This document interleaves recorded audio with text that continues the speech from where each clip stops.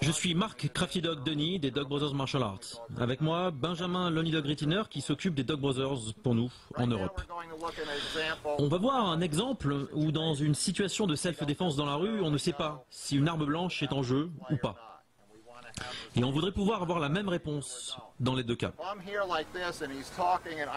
Si je suis comme ça et pense que ce qui va arriver avec ce bras est un coup de poing, je risque d'avoir un gros problème de santé. Alors protéger sa tête face à un coup de poing est une bonne réponse. S'il me frappe d'un coup de poing aux côtes, ok, on combat. Je suis plus grand, je devrais gagner. Enfin, peut-être.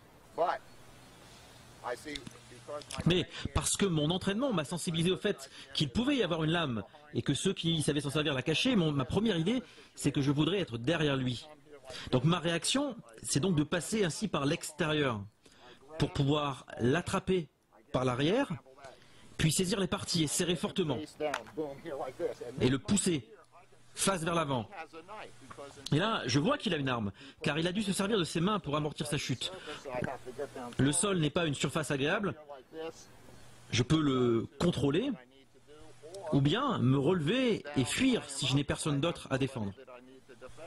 Une autre façon de fuir, et que je vais devoir aller doucement pour le démontrer, c'est de passer par-dessus lui, en lui marchant dessus.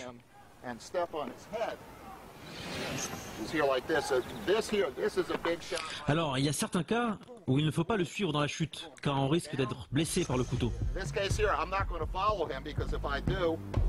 Mais le principe est que j'opère dans un état d'esprit où j'ai toujours en tête qu'une arme blanche peut être cachée.